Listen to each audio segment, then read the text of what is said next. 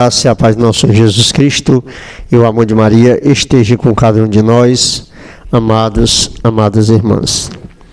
Nesse vídeo eu quero partilhar com você, hoje dando início, o mês da Bíblia, mês de setembro, o mês da Bíblia.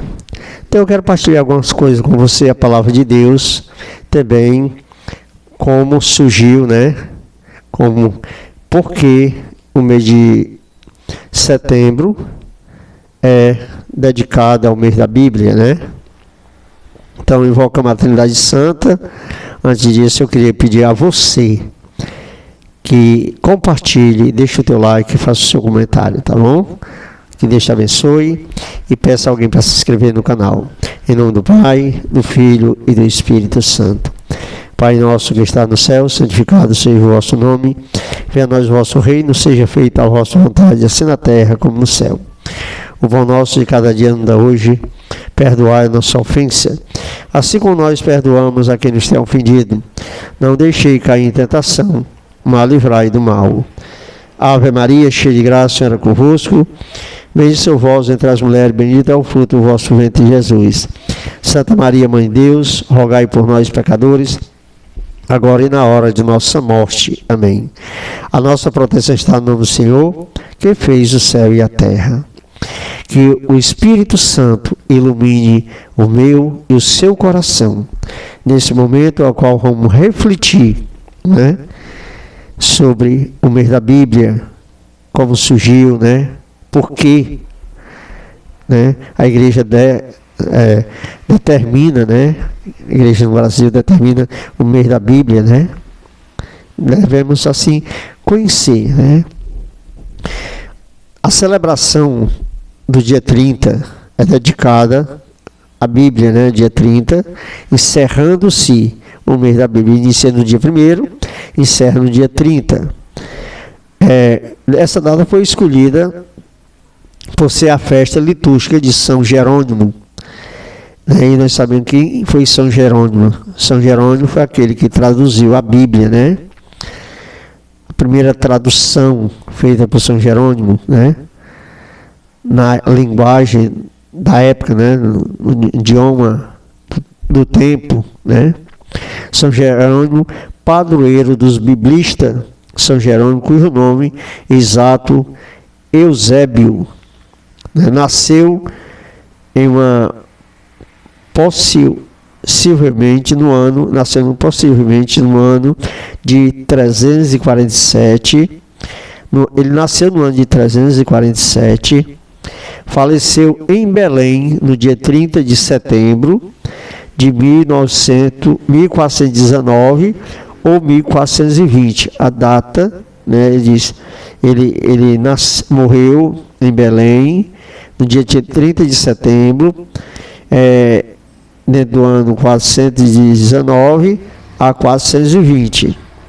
Por isso que a igreja celebra o dia da Bíblia no dia 30 de dezembro.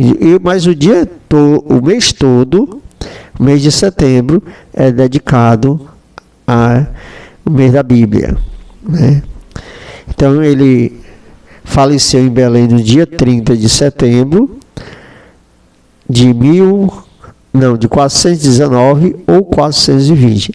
Sua maior obra foi fazer a primeira tradução da Bíblia, do grego, do hebraico, para o latim. A tradução esta é conhecida como Vulgata, que serve para a Bíblia católica e para a Bíblia protestante, Que essa tradução, você tem hoje, você é evangélico, tem essa tradução, vem da Igreja Católica, Apenas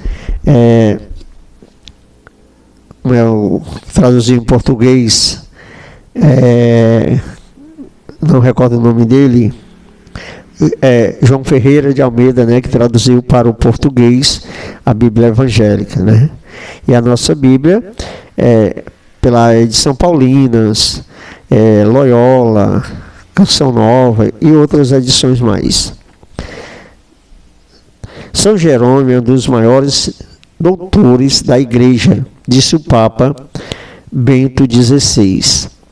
A preparação literária ampla e erudição permitiram que São Jerônimo fizesse a revisão e a tradução de muitos textos bíblicos, um precioso trabalho para a Igreja Latina e para a cultura ocidental, como base dos textos originais em grego e hebraico. A graça ao confronto com as versões anteriores, ele realizou a visão dos 4 evangelhos em língua latina, depois Saltério, a grande parte do Antigo Testamento, tendo conta o original hebraico e o grego dos 70. A versão grega classifica do Antigo Testamento, que remontava ao tempo pré-cristão. Precedente às versões latinas, São Jerônimo, com a ajuda de outros colaboradores, pode oferecer uma tradução melhor. Ela constituiu a chamada Vulgata, o texto oficial da Igreja Latina, que foi reconhecido como tal pelo Concílio de Trento, que depois de exercer a revisão permanecente do texto oficial da Igreja na língua latina, audiência geral em Roma, em 7 de novembro de 2007. A obra de São Jerônimo é de tal importância que qualquer estudo bíblico que não levasse em consideração suas pesquisas ficaria certamente falho. Ele teve a cuidado de ser totalmente fiel ao texto original, né? Então vai citar aqui tudo direitinho. O principal objetivo da Sagrada Escritura, a revelação e a vivência no Evangelho, São Mateus pode se perceber que não basta conhecer a palavra, nem mesmo orar sobre ela, diz Jesus. Nem todo que diz Senhor, Senhor, entrará no meu reino do céu, mas aquele que faz a vontade do meu Pai que está no céu. Mateus 7, 21. Para maior necessidade, ainda vamos, o Senhor asseverar, muitos me dirão naquele dia, Senhor, não profetizamos em vosso nome expulsaremos demônios, em vosso nome não fizemos muito milagre. Então ele dirá bem alto, nunca vos conheceis, afastai-vos de mim, vós que operais a iniquidade. Mateus 7, 22, 23. Essa passagem de Mateus 21, né, 7, 21, ela fala muito claro em relação a pregar, a falar da palavra de Deus sem a vivência do Evangelho, né? Quando ele disse, eu preguei no teu nome, expulsei demônio, fiz isso, aquilo outro, Jesus disse, nem te conheço, afasta de mim, operários maus, né? E a gente for observar, né, a palavra de Deus é exemplo, é testemunho de fé, né? Não adianta pregar a palavra de Deus se não tiver uma vida paudada no Evangelho, porque a palavra de Deus, ela é o próprio Cristo Jesus, é o testemunho verdadeiro de Cristo, né?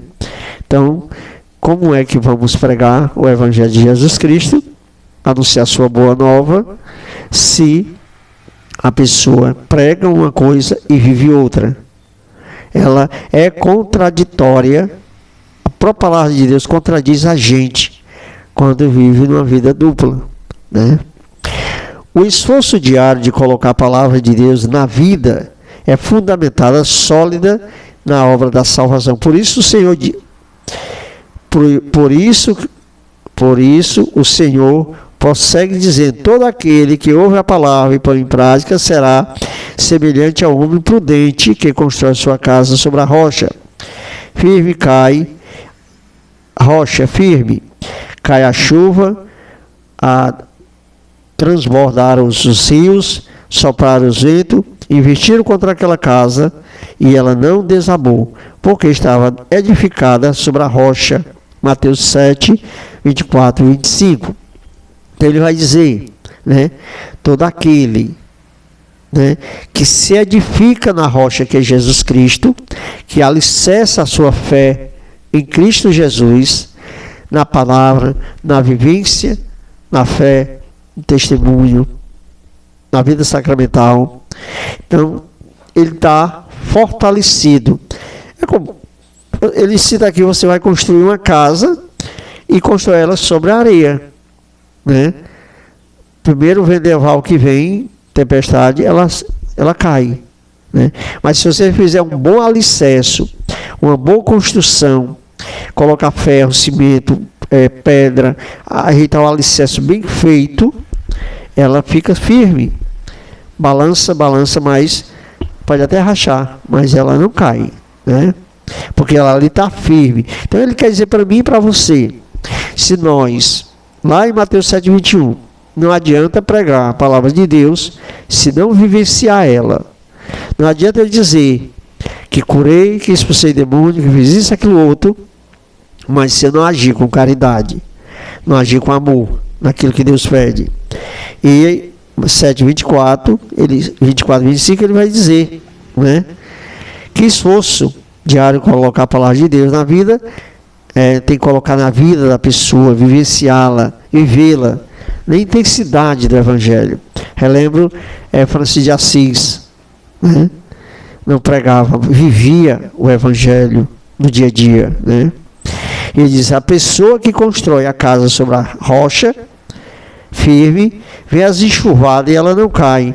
Por isso que muitas vezes na nossa caminhada, quando ela não está firme na palavra de Deus, quando ele não está firme em Jesus Cristo, é fácil a pessoa desviar, ser desvirtuado, né? Desvirtua-se dessa caminhada de fé. Cai, né? Quando eu falo no sentido cair, não é ele cair no chão, mas cair na fé, na caminhada de Deus, abandonar, né? Deixar a própria vida sacramental, deixar de vivenciar a oração do terço, a confissão, a Eucaristia. Ele desleixa totalmente. Por quê? Porque ele não estava alicerçado. Por isso que é importante, é uma suma grande importância a gente ler a palavra de Deus. Não só no meio da Bíblia, né? Nesse período que é o mês da Bíblia, dia 1º a dia 30, que celebra o dia da Bíblia. Não somente nesse período, mas todo dia da nossa vida. E a igreja traz uma coisa para nós muito grandiosa, que é a liturgia diária. Você lendo a liturgia diária, todos os dias lendo a leitura da liturgia diária, né? Semanal, dominical, todos os dias, durante 3 anos, praticamente você estuda, lê a Bíblia completa, né? A igreja te permite, te direciona através da liturgia diária, né? O Salmo, leitura do Novo Testamento, do Antigo Testamento, as cartas de São Paulo e o Evangelho, né? Observe que a partir do sábado e domingo, a partir do sábado à tarde, encontramos a leitura, né? Primeira, segunda leitura, o Salmo e o Evangelho, 4 leituras, né? Uma leitura do Antigo Testamento, um Salmo, uma leitura das cartas de São Paulo, as cartas paulinas, e o Evangelho de Jesus Cristo. Que o Evangelho ele pode estar em Mateus, em Lucas, em Marcos ou em João, né? Então ela te dá a proporção de você estudar e refletir sobre essas 4 leituras. E durante o dia da semana, praticamente 2 ou 3 leituras, né? O Salmo, 3 leituras, né? Uma leitura do Antigo Testamento, o Salmo e o Evangelho, né? Então, isso é gratificante para nós. Isso é bênção de Deus. Então ele diz que nós devemos estar com a nossa fé alicerçada na rocha que é Jesus Cristo, né? Não deixar que a nossa fé seja abalada, né? Por isso que nós vemos às vezes a pessoa caminha, aí acontece qualquer coisa, abandona tudo, deixa a igreja, sai da igreja, vai procurar outras coisas, abandona a sua fé, deixa de rezar, deixa de ir para a igreja por causa do fulano, cicrano, beltrano, porque a sua caminhada não estava caminhando em direção à rocha que é Jesus Cristo, aquilo que ele vai dizer, né? A pedra principal que os predeiros rejeitou se tornou a pedra angular, que é Jesus Cristo. Essa pedra, essa rocha firme, né? Por isso é importante a gente caminhar não pelo outro, mas por caminhar por amor a Jesus Cristo, né? Esse Deus que se oferta a cada um de nós, a cada momento, a cada instante. Viver a palavra está sempre aberta à ação do Espírito Santo. Viver a palavra está aberto à ação do Espírito Santo. Por quê? Porque é o Espírito Santo que vai fazer. Olha o que Jesus vai dizer: eu vou para o Pai, enviarei o Paráclito, e ele vos ensinará toda a verdade. O Espírito Santo ele vai te orientar, vai te conduzir na leitura da palavra. Você compreender muitas coisas, a gente não compreende. Pede ao Espírito Santo: Espírito Santo, me ensina, me oriente, né? Essa palavra aqui que eu não estou entendendo. E ali reza, pede ao Espírito Santo, e o Espírito Santo vai nos orientando, sempre atento à vontade de Deus. Maria é apresentada como mais fiel servidora do Senhor, em quem o Altíssimo realizou maravilha. Sua decisão é de cumprir a vontade de Deus. A expressão do anjo Gabriel: eis aqui a serva do Senhor, faça em mim a tua palavra. Protegido para todos que procure autenticidade a Cristo. Ele é a expressão máxima da Bíblia, no que se refere à vivência da palavra. Toda a existência deste anunciação, passando pelo nascimento, a infância de Jesus, pelo tormento da paixão, a morte do seu filho, depois experimentando a alegria da ressurreição, por fim, a sua presença no dia de Pentecoste e no nascimento da igreja. Maria é a imagem viva e reluzante da fidelidade de Deus à sua palavra. Pedro, o apóstolo, pode exclamar, após o discurso eucarístico de Jesus, transcrito por São João: para onde iremos, Senhor? Só tu tens palavra de vida eterna. Né? Naquele momento que Jesus ali está distribuindo, né, a ceia, e ele diz que todo ali tem que comer o corpo do Senhor, beber o seu sangue. E ali muitos quiseram ir embora, e Jesus pergunta para Pedro: e tu? Ele diz: Senhor, para onde iremos? Só tu tens palavra de vida eterna. Só tu tens, Senhor, a verdade, né? Esta palavra que nos conduz ao céu. Por isso que Pedro foi massacrado, foi crucificado de cabeça para baixo, né? Por causa da palavra, em defesa da fé, em defesa de Jesus Cristo, né? Daquilo que ele viu, testemunhou, né? A graça do ressuscitado. E para finalizar, ele diz: somente pode possuir a vida eterna quem vive a palavra do Senhor, como nós afirma Jesus, de sua forma clara e animadora. Quem guardar a minha palavra não provará a morte. João 24, 52. Né? Ele vai dizer: somente pode possuir a vida eterna quem vive na palavra do Senhor. Quem busca vivenciar a palavra de Deus, quem busca mergulhar, conhecer, né? Eu conheço Jesus, mas cadê a experiência de Jesus? Cadê essa experiência com Cristo ressuscitado? Cadê a experiência com a palavra de Deus? Como é que eu conheço uma pessoa se eu não tenho intimidade com ela, né?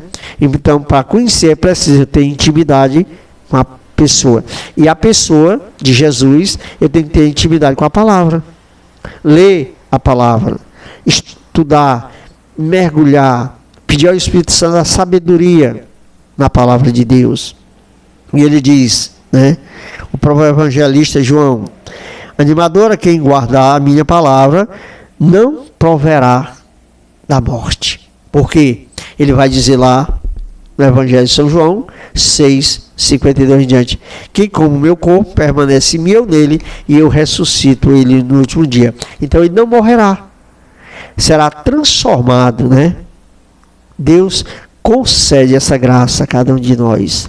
E São Jerônimo foi esse homem que fez essa tradução da Bíblia, né? Lá no início, quando ele vai citar que ele traduziu do latim para o latim, né? Era isso mesmo? Foi a tradução do grego, hebraico, para o latim, né?